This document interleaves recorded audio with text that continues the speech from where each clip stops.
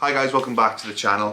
For a long time I've wanted to actually put a Whiteline anti-roll bar in the front of Stevo because I've got pretty much all the Whiteline parts apart from the front anti-roll bar and front Droplinks. The reason I haven't fit it sooner is because it's such a pig of a job. You've got to drop the subframe and I just haven't really had the feeling to do it. So yeah, I'm doing it now. The engine's out, the gearbox is out. I'm hoping it'll be much easier and I don't have to drop the subframe. So here we've got the front anti-roll bar. We've got the Droplinks and then new bushes and brackets. So if we look down here, I got the brackets. So there's 4 bolts there which I can access from the top. There's 2 there which are very easy. Then I just got to disconnect the Droplink either side. So I'm hoping it's that simple. At the bare minimum, I think I'll have to take this mount out, which is quite easy with the engine out. So it's literally 2 bolts. If the engine was in the car, this is such a pig of a job, it's probably not even worth doing it. So one thing I've always done when taking off Droplinks, as you can see here, if I just rotate this to back off the nut, the other side just spins. So I've always had a set of decent maul grips. And I get the back side of the Droplink and I clamp it as hard as I can.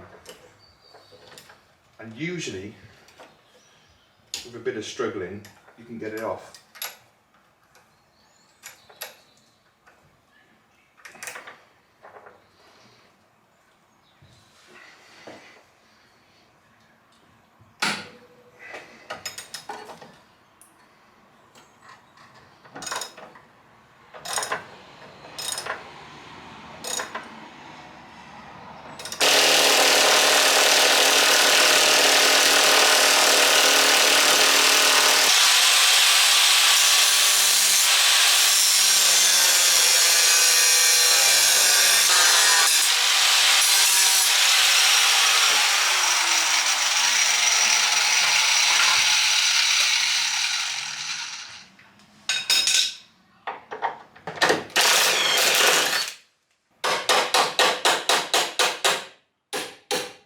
Okay, so managed to cut off both the Droplinks.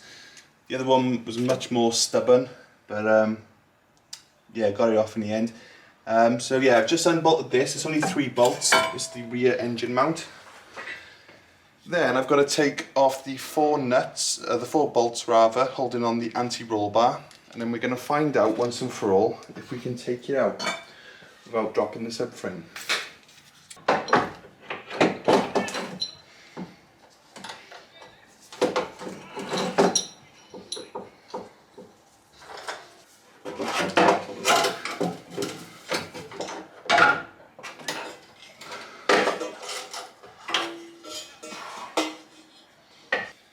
Took a little bit of wiggling, but I think the next one will go in pretty easy. Now I've done it once.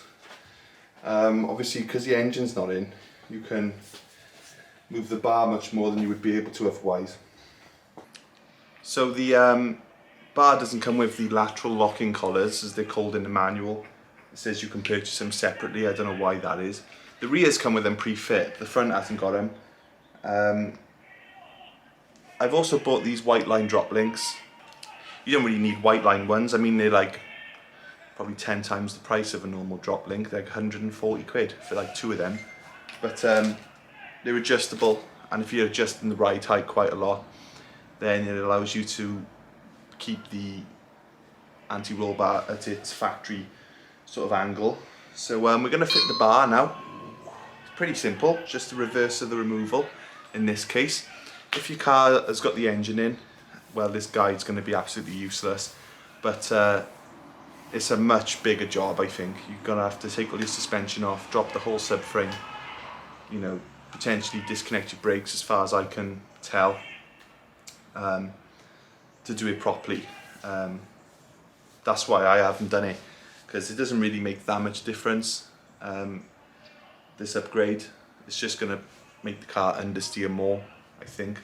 But I kind of want to just fit it for the adjustability and just so that they've got matching thickness bars front and rear. I'll have this at max soft and then I'll have the rear at max stiff to get it a bit more, to keep that neutral handling balance. So we got brand new brackets. You probably saw the ones that come out were quite rusty. They're always rusty, same with Droplinks, they always stick, so I cut them off.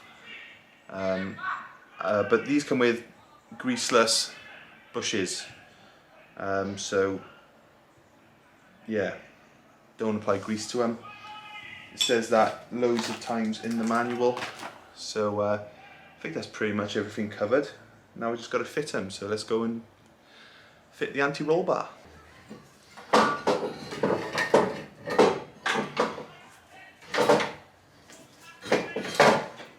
So we've got the factory Droplinks here, and at the minimum height, these Whiteline adjustable ones, which you can change the length of, at the minimum height they're about the same as factory. Now I didn't have any problems with the standard Droplinks, it's just they're so seized I had to replace them, and I thought we might as well go for some stiffer Whiteline ones while we're there. So long story short, we're going to just stay at the same length as factory. Now we've just got to go over to the car, fit them up, and then torque up the nuts, and I think we're pretty much done then. So it's very simple. The bottom one, you literally just slide it in, put the washer either side of the wishbone bracket, and then tie up, just put the nut on. Then we've got to bend the little ball joints so we can slide in the other one, and then we just stick the nut on. Okay, so we've got to torque these up now to 30 foot-pound.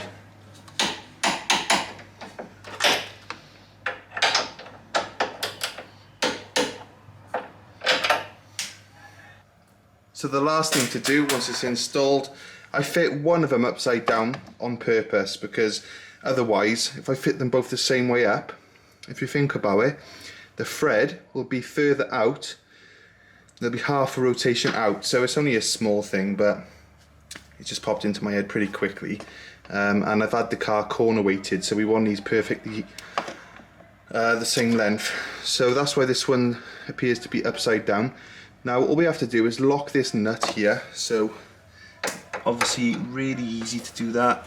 Just get a spanner on it, give it a good turn, make sure you turn it the right way. So yeah, the installation's all done for today. Let's just get a proper look at it.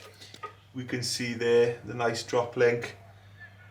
Then we got the anti-roll bar here, and it comes out there. So yeah, really looking forward to seeing if that makes a difference on track, but I probably won't notice it because of everything else that's going to be distracting my mind when this car's back on the road. Mainly, is the engine going to work?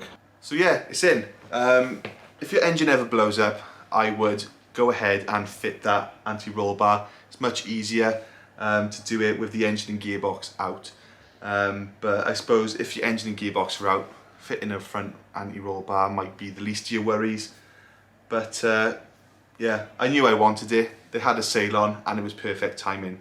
If you want this anti-roll bar, go to Rossport. I buy most of my parts from Rossport. They're the best, in my opinion, Evo parts supplier. Always got stuff in stock, and I always use them because they're good, to be honest. So yeah, just looking at the car, but yeah, looking forward to getting the engine back. Got quite a lot of things to update you on. The engines are currently at the machine shop, waiting to hear back, but when I do, I'll be making an update on the situation with the engine. But we are full steam ahead, literally getting everything done as fast as possible. So thanks for watching, and I'll see you in the next one. Cheers.